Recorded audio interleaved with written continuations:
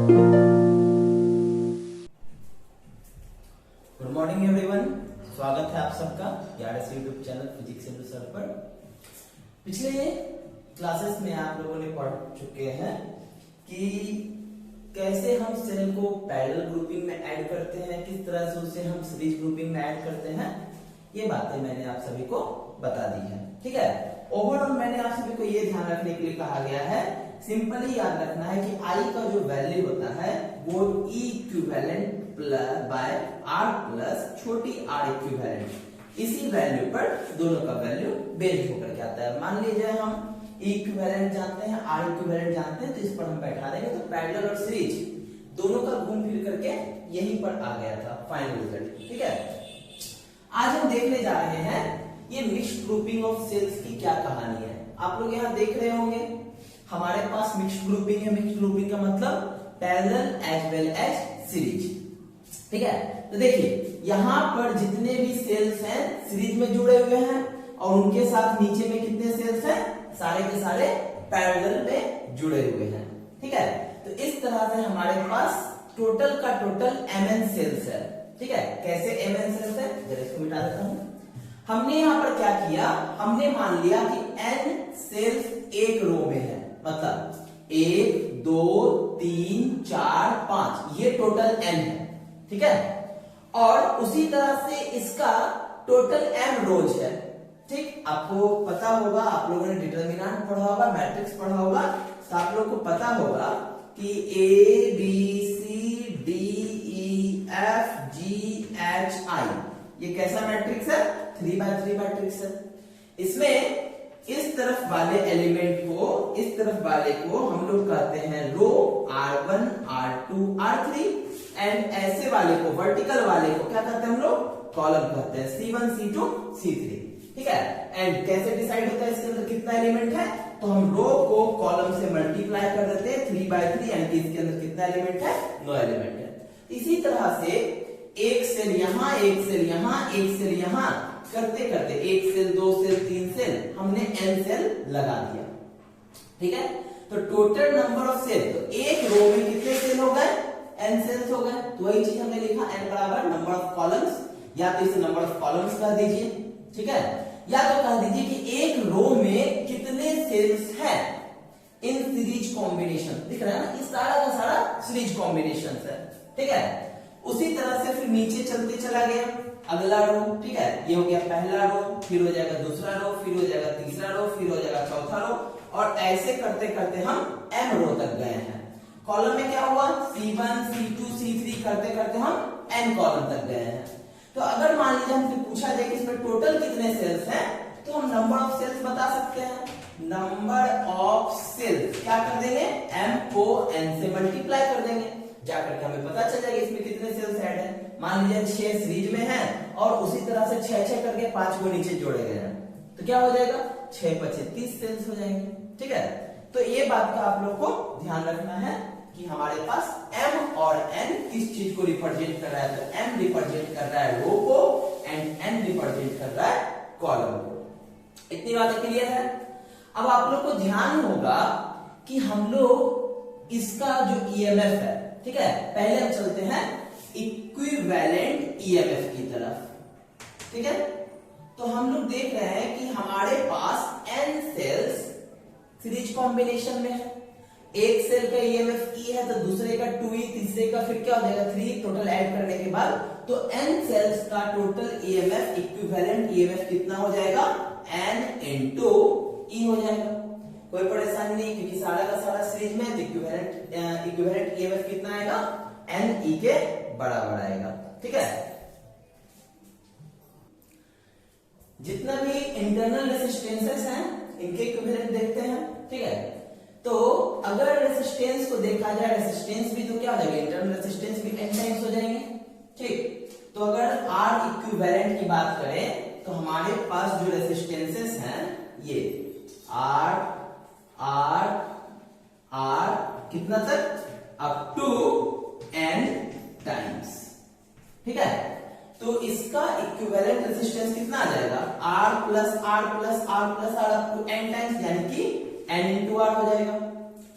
अब n × R हमारा जो आ रहा है ये पहले वाले रो का आ रहा है, ठीक है, ये हो गया पहला वाला रो, इसका वैल्यू आ गया nr।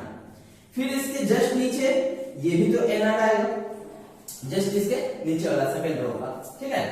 इसके जस्ट नीचे वाला फिर से nr आएगा और ये कब तक चलेगा, अप टू m टाइम्स, ठीक है।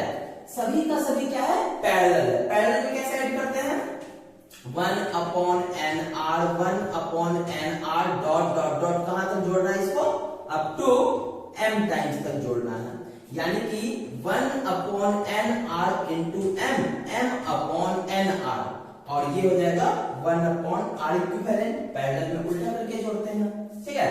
यानी कि देखा जाए तो r इक्विवेलेंट का वैल्यू कितना निकल करके आ गया, nr/m निकल करके आ गया। इक्विवेलेंट रेजिस्टेंस कौन सा वाला, इंटरनल वाला। तो हमें पता चल गया कि इंटरनल रेजिस्टेंस का जो इक्विवेलेंट आएगा उसका वैल्यू कितना आ जाएगा, nr/m आ जाएगा। अब हमारे पास EMF यानी कि जो हमारा सेल्स का EMF है उसका इक्विवेलेंट मालूम है, जो हमारे इंटरनल रेजिस्टेंस है उसका इक्विवेलेंट मालूम है। अब हम क्या करते हैं, अब हम अप्लाई कर सकते हैं I इज इक्वल टू, अच्छा इसको मिटा दिया जाए, समझ में आ गया ये बात। तो R इक्विवेलेंट कैसे उतना आया है, ठीक है, ये समझने वाली बात थी, ठीक। चलिए अब हम आगे की तरफ बढ़ते हैं। I का वैल्यू, I बराबर क्या होता है, E equivalent by R plus R equivalent, ये हो गया n into E R plus n R by M। कोई दिक्कत, चलिए आगे बढ़ाते हैं इसे, m आ जाएगा एलसीएम, ये ऊपर जाकर के गुना हो जाएगा, यानी कि m n इंटू e, और नीचे आ जाएगा m r plus n r। ये हो गया करेंट का value in mixed grouping of cell. अगर मिक्स्ड ग्रुपिंग ऑफ सेल्स रहेगा तो उसमें करंट का वैल्यू आएगा m into n into EMF upon m into r plus n r। Simple है, याद रहेगा, m और n मल्टीप्लाई में, फिर m और n नीचे प्लस में, पहले m बाद में n। m क्या हो गया, नंबर ऑफ रोज हो गया, n क्या हो गया, नंबर ऑफ कॉलम्स हो गया, ठीक है। अब मान लिया जाए हमें चाहिए मैक्सिमम करंट, ठीक है। अगर हमें मैक्सिमम करंट चाहिए, आप खुद सोचें इस I का वैल्यू ज्यादा कब आएगा, जब इसका डिनोमिनेटर छोटा होगा, होगा कि नहीं। जब इसका डिनोमिनेटर छोटा होगा तो I मैक्सिमम कब मिलेगा हमें, when m r और n r इज स्मॉलेस्ट, ठीक है। जब ये वैल्यू जो नीचे वाला वैल्यू डिनोमिनेटर है वो क्या होगा, छोटा होगा। वैसे ही आप सभी लोग जानते हैं जितना कम रेजिस्टेंस होता है उतना ही करंट का वैल्यू ज्यादा होता है, या फिर हम इस इक्वेशन से भी कह सकते हैं डिनोमिनेटर जितना छोटा होगा I का वैल्यू उतना ज्यादा होगा। तो करंट को मैक्सिमम होने के लिए इसको छोटा होना पड़ेगा, छोटा होगा तो कैसे, कितना छोटा होगा, ये इतना छोटा होना चाहिए कि कम से कम m r का वैल्यू n r के बराबर हो जाए, ठीक है। मतलब जो हमारे पास m r का वैल्यू का बड़ी वाले रेजिस्टेंस वो n r के बराबर हो जाए, ठीक है। उतना छोटा होना चाहिए। छोटा होने का ये मतलब नहीं कि इसके वैल्यू को उठा करके जीरो कर दो तो इनफाइनाइट हो जाएगा, करंट इनफाइनाइट हो जाएगा, ठीक है। इनफाइनाइट करंट हो जाएगा तो फिर सारा कहानी गड़बड़ हो जाएगा, ठीक है। इतना छोटा होना चाहिए सच ए वे सच दैट इस m r का वैल्यू इस n r के बराबर हो जाएगा। अब बताइए n r जो है ये तो छोटा छोटा रेजिस्टर है, ठीक है। अगर जो छोटे छोटे इंटरनल रेजिस्टेंस के बराबर ये हमारा बड़ा वाला जो रेजिस्टर है उसमें m से मल्टीप्लाई करके अगर मिल जाए तो ये काफी छोटा हो जाएगा ना, ठीक है, ये काफी छोटा हो जाएगा। तो अगर ऐसा आ गया यानी कि r का वैल्यू क्या होना चाहिए, n r अपॉन m के बराबर होना चाहिए, ठीक है। मतलब ये जो रेजिस्टर है उसका value n r upon m, और ये n r अपॉन m क्या है जरा देखें तो, n r अपॉन m पूरे इंटरनल रेजिस्टेंस का जो इक्विवेलेंट रेजिस्टेंस है उसी का वैल्यू है। इसका मतलब इस पूरे मिक्स्ड ग्रुपिंग ऑफ सेल्स में जो इंटरनल रेजिस्टेंस का इक्विवेलेंट होगा उसका वैल्यू इस R के बराबर होना चाहिए। देन दैट सिचुएशन में करंट का वैल्यू क्या हो जाएगा, मैक्सिमम हो जाएगा। ठीक है, और इस मैक्सिमम करंट का वैल्यू क्या होगा हम लोग निकाल सकते हैं, हम लोग बिल्कुल निकाल सकते हैं। तो I max is equal to MNE upon इस MR की जगह हम रखेंगे छोटी वाली NR, छोटी वाली NR और बगल में भी है NR, यानी कि MNE ये हो जाएगा 2NR, एक N से एक N चला गया, तो I max का वैल्यू आ गया M into E by 2R। ये होता है maximum current in a mixed grouping of this cell. अगर किसी सेल का हम मिक्स्ड ग्रुपिंग करते हैं तो उसमें मैक्सिमम करंट कितना आएगा, ME अपॉन 2R आएगा। ठीक है, तो इतनी छोटी सी बात आप लोग सभी समझ गए होंगे, कोई इसमें परेशानी है नहीं।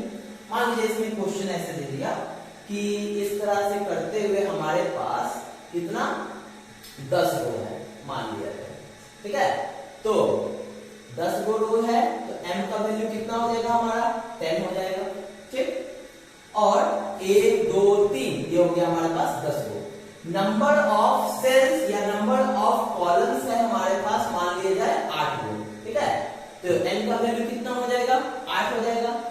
अगर मान लीजिए सभी का EMF 5 वोल्ट है और इंटरनल रेजिस्टेंस 0.5 ओम है, ठीक है, और ये एक्सटर्नल रेजिस्टेंस का वैल्यू 5 ओम है।